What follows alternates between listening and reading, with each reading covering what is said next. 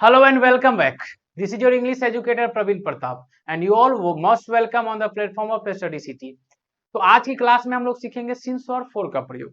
Since और four का different phobia है, बहुत सारे कॉन्सेप्ट्स याद करने पड़ते हैं, बच्चे स्टिल कंफ्यूजन में रहते हैं। वैसे सिंस और फोर का अगर पढ़ा जाए तो फाउंडेशन क्लास में बहुत ही डीपली पढ़ाते हैं, बट यहाँ पर एक शॉर्ट वे में हम कैसे समझेंगे सिंस और फोर का प्रयोग। तो हम एकदम सिंपल से समझेंगे कि अच्छे से समझने का प्रयास करेंगे कि अगर हम बात करें इस सिंस का या इस फोर का, तो सबसे पहले सिंस या फोर, इस दोनों की हम बात करें तो दोनों एक प्रीपोजिशन भी होती है और कंजंक्शन भी होती है।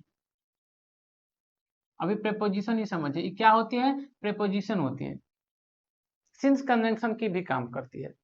अगर हम बात करें सिंस या फोर का, तो इस दोनों का मतलब होता है से। अगर प्रीपोजिशन की तरह काम करे तब, अगर सिंस कंजंक्शन की तरह काम करता है तो उसका मतलब हो जाता है क्योंकि। अगर सिंस कंजंक्शन की तरह काम करे तो उसका मतलब हो जाता है क्योंकि। अब सिंपल सा ट्रिक है, सिंपल सा ट्रिक क्या है कि सिंस का प्रयोग हम वहां करेंगे जहां घड़ी और वैसा टाइम, क्योंकि देखिए अगर सिंस और फोर प्रयोग, अगर हम सिंस या फोर का प्रयोग, अगर हम सिंस या फोर का प्रयोग एज ए प्रीपोजिशन करते हैं तो इसके बाद टाइम लिखा जाता है। इसके बाद क्या लिखा जाता है, तो इसके बाद टाइम लिखा जाता है। और जैसे ही इसके बाद टाइम लिखी जाएगी तो एक बात याद रखना है, वैसा टाइम जो घड़ी या कैलेंडर में हो, जो घड़ी या कैलेंडर में रहेगा उसके लिए हम सिंस का प्रयोग करेंगे।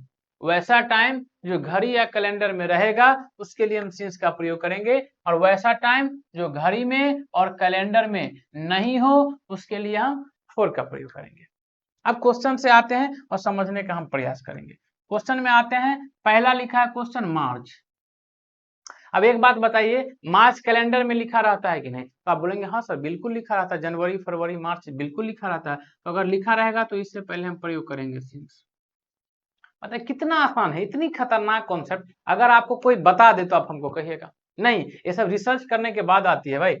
दूसरी बात, होली, होली एक पर्व का नाम है और कैलेंडर में लिखी रहती है कि नहीं? जैसे ही आप जाएंगे तो यहाँ पर एक हॉलीडे का निशान बना रहता है और बीच में कैलेंडर में हॉलीडे पर्व के नाम दिया रहता है, यानी लिखा रहता है कैलेंडर में, तो इसके जगह पर हम प्रयोग करेंगे सिंस। अब हम आगे बात करते हैं 20 जनवरी। क्या ये जनवरी का है, जून का है? अगर जनवरी महीना का रहेगा तो 20 तारीख लिखा रहेगा कि नहीं लिखा रहेगा कैलेंडर में? तो बिल्कुल लिखा रहेगा सर, तो बिल्कुल लिखा रहेगा, तो हम इसके जगह पर प्रयोग करेंगे सिंस का। बताइए कैसा लग रहा है, मजा आ रहा होगा। अब अगर हम बात करें 2018 की, 2018 की, तो क्या 2018 कैलेंडर में नहीं लिखी है? बिल्कुल लिखी हुई है। और 2018 अगर कैलेंडर में लिखी गई है तो इसके जगह पर हम क्या प्रयोग करेंगे? सिंस का। देखिए कितना आसान हो जाता है। अब अगर 4 डेज का बात करें हम, तो 4 डेज क्या कैलेंडर में लिखी रहती है? तो नहीं सर, 4 डेज इकट्ठा कहाँ लिखी रहती है? कैलेंडर में नहीं लिखी रहती है, तो इसके जगह हम प्रयोग करेंगे 4 का। 4 नहीं लिखी रहती है तो इसके जगह हम प्रयोग करेंगे 4 का। फिर 6 डेज भी नहीं लिखी रहती है तो इसके जगह पर हम प्रयोग करेंगे 4 का। तो एक छोटी सी वीडियो के माध्यम से हम आप लोगों को एक अच्छे से कॉन्सेप्ट के साथ, एक अच्छे से ट्रिक के साथ बताए कि सिंस और फोर का प्रयोग कहाँ करते हैं और कैसे करते हैं। तो कैसा लगा वीडियोज? अगर ऐसे ही लगा तो अच्छा लगा तो आप लोगों को भी जरूर शेयर करें। और अगर आपके नजर में कोई 11th और 12th का बच्चा है, या आप खुद ही जो 11th और 12th में पढ़ रहे हैं और देख रहे हैं, तो आप हमारे बैच से जुड़े। बहुत ही कम फी में, बहुत ही कम फी में आपको डिस्क्रिप्शन में नीचे आपका कॉन्टेक्ट नंबर होगा, उस नंबर पे कॉन्टेक्ट करें। बहुत ही कम फी में आपको बेहतरीन शिक्षा मिलेगी।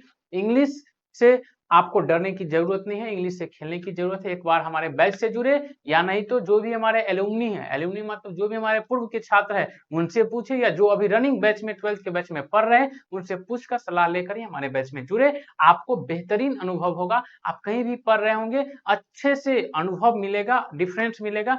तो join the class and feel the difference. Thank you so much for watching my videos, and if you come first time on my YouTube channel, then please subscribe. Thank you so much.